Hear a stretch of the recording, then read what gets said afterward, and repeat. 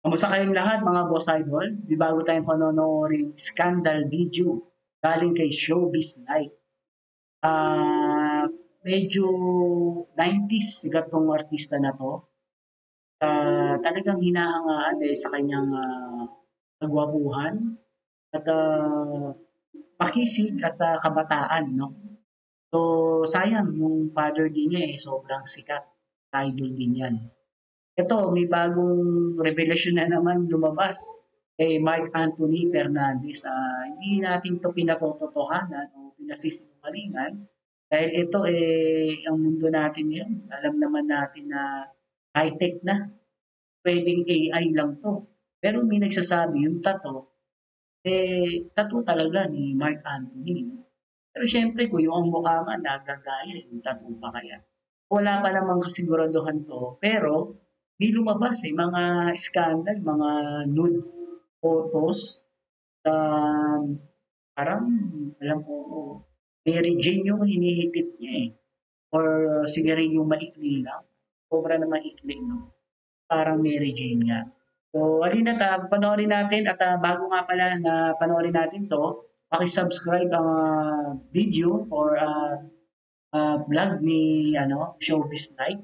At dito, kung bago po kayo sa ating channel, baka pwede rin makalambing sa inyo ng subscribes at malaking tulong po at malaking biyaya po ang darating sa inyo pag nag-subscribe kayo. Maraming salamat. Sana po natin mga boss idol. Mga ka-showbiz life, narito na ang issue na kailangan nyong malaman ngayon. Mark Anthony Fernandez ipinahuli na matapos ngang kumalat ang viral video nito sa mundo ng social media. Ano nga ba ang pagkakakilanlan ng babaeng kasama ni Mark Anthony Fernandez? Ano nga rin ba ang naging pahayag ng babaeng kasama nito? Alamin na nga natin ang buong ulat ng balita, kaya naman huwag na natin patagalin pa, tara't pag-usapan natin yan dito lang sa Showbiz Life. Pero bago tayo magpatuloy, huwag kalilimutang mag-subscribe sa ating channel. Patuloy ngang pinag-uusapan at pinagpepiestahan ang mga viral video ng aktor na si Mark Anthony Fernandez sa mundo ng social media, partikular sa Twitter. Dahil nga dito ay nagsilabasan ang mga links at video na talagang ikinaalarma at ikinagulat ng mga netizens nang mapanood nila ito. Nagtrending nga ang pangalan ni Mark Anthony Fernandez sa Twitter. Umabot na rin ito sa iba't ibang mga news platform. Sa kabilang banda, maraming ang mga netizens ang napapaisip kung AI nga lang ba ito o totoo. Maraming ang mga netizens ang nakakapansin sa tattoo ni Mark Anthony Fernandez sa kanyang balikat. Patunay na hindi hinaluan ng edit o kahit anumang AI ang kanyang video. Ayon nga sa vlog na inalabas ni OG Diaz, nang napanood daw niya ang video, parang napaisip siya kung ito nga ba ay may katotohanan. Ngunit nakumbinsi nga siya na ito ay hindi edited at ito ay hindi gawa-gawa lamang ng mga netizens. Hiningan rin nga ni OG Diaz ng panayam o pahayag si Mark Anthony Fernandez. Ngunit hanggang ngayon nga ay hindi pa rin nagbibigay ng mensahe o pahayag ang aktor. So, hindi nagbigay ng pahayag. Ako, medyo papaisip ang ating mga boss idol niyan at mga madlang. No? Kasi syempre, dapat kung siguro ikaw walang katotohanan yan, talagang magsasalita ka agad. So, mapapaisip lang naman. Hindi pa naman kung medyo high-tech tayo ngayon, yung mga AI. At yun lang, kung talagang ito ay totoo, pangit pa rin sa imahe ni Mark Anthony Fernandez. Kasi sa tuwing mababalita siya, pangit yung mga lumalabas sa kanya. Kagaya na lang nung late, na to, siguro mga 2000. Nahulihan naman siya ng bultong-bultong marijuana. So, nakalabas siya after ilang years. Pero nagkaroon din siya ng mga issue dun sa loob ng ang dami. So, puro pangit, no? Pero yung marijuana naman na napakaraming nahuli sa kanya, gamot daw niya yun dahil gamot din naman talaga ang Mary Jane. Kaya lang, sa taong nararapat, no? So, yun yung ano siguro nila, pinaglaban nila sa batas.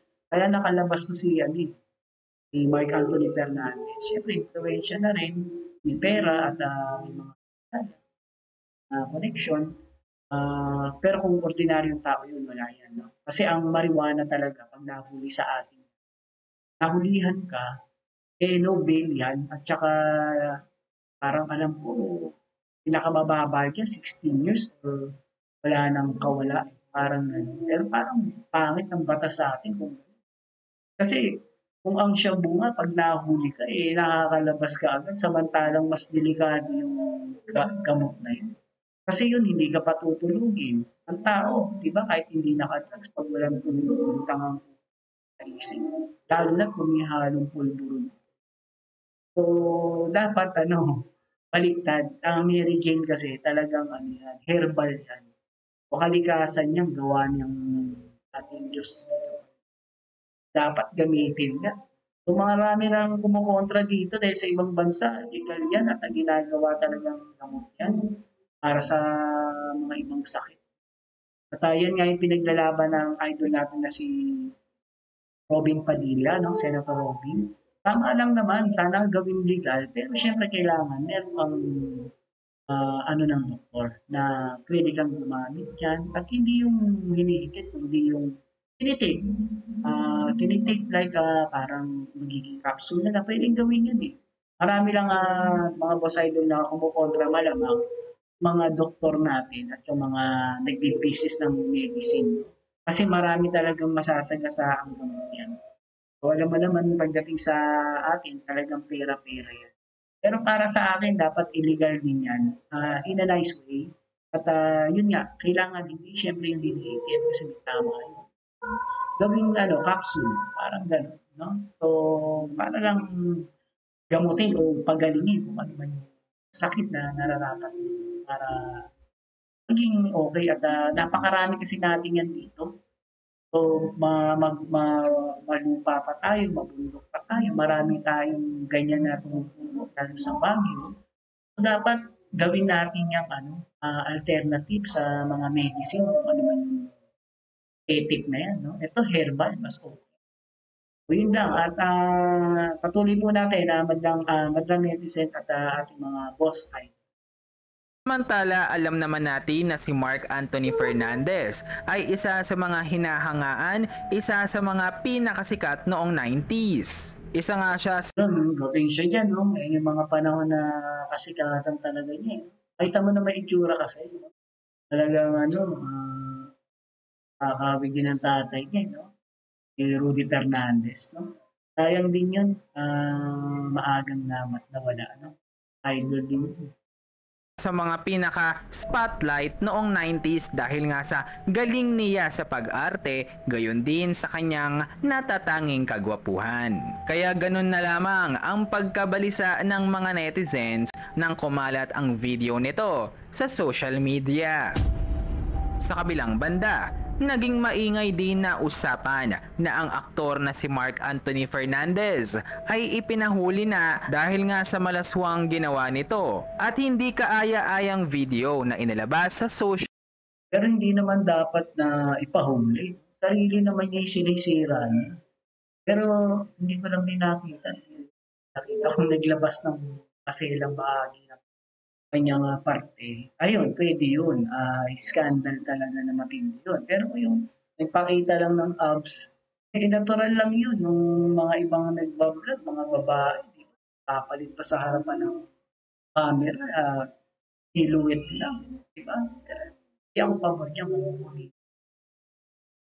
Ang ganun lang, kung abs lang. Pero kung talaga yung behind niya, pinakita niya, hindi na rin naman kakalat dyan yan dahil kakat agad ng Facebook at YouTube. Social media. Ngunit alam naman natin na dahil nga hindi pa rin nadidisclose at wala pa ring pahayag si Mark Anthony Fernandez tungkol dito sa issue, wala rin ngang ebidensya na magpapatunay na nahuli na ang aktor. Wala ngang pahayag ito sa kahit anumang mga social media platforms. Patuloy ngang hinihingan ng mga media si Mark Anthony Fernandez tungkol sa issue na may kinalaman siya.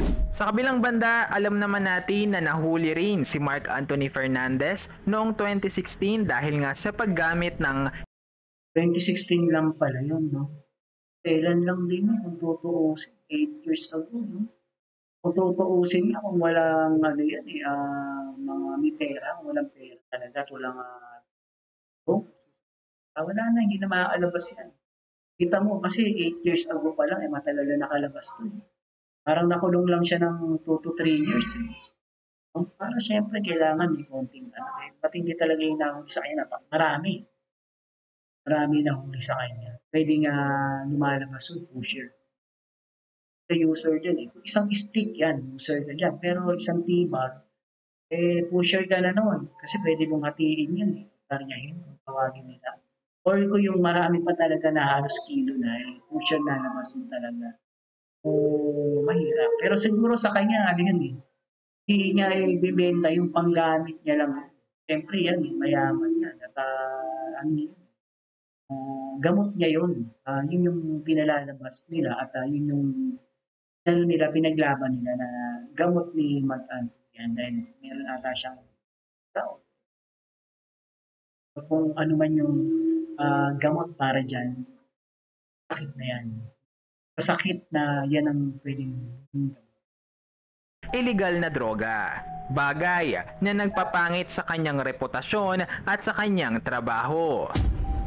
Marami ring mga netizens ang nakabuo ng imahe sa kanya bilang isang toxic na tao dahil nga sa paggamit niya ng illegal na droga. Gayunpaman, patuloy pa rin nga sa buhay si Mark Anthony Fernandez. Patuloy pa rin gumagawa ng pelikula at mga teleserye ang aktor pagkatapos ng issue. Simbolo na kahit nga mayroong mga pangit na pagkakataon at karanasan ang isang tao, ay hindi nito mapipigilan ang isang tao na magpatuloy para sa kanyang buhay. Kaya naman hindi magiging hadlang ang kanyang mga viral video sa social media para magbago at magpatuloy pa rin sa buhay na meron siya.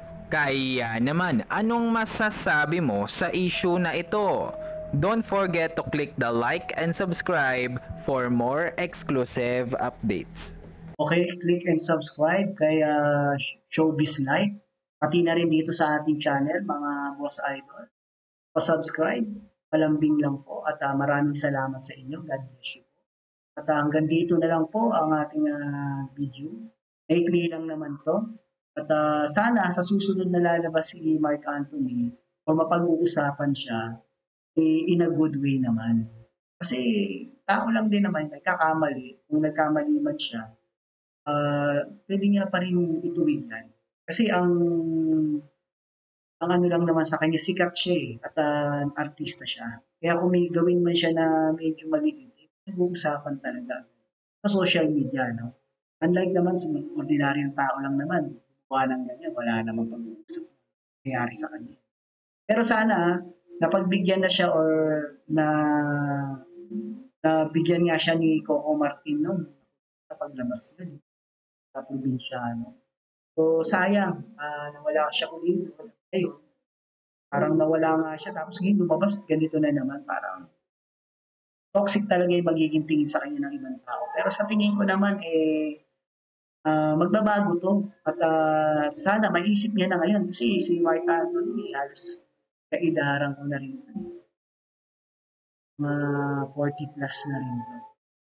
Sigurado. Yun lang, bandang netizen at maraming salamat sa pag-subscribe po ninyo, like and share, at God bless you po.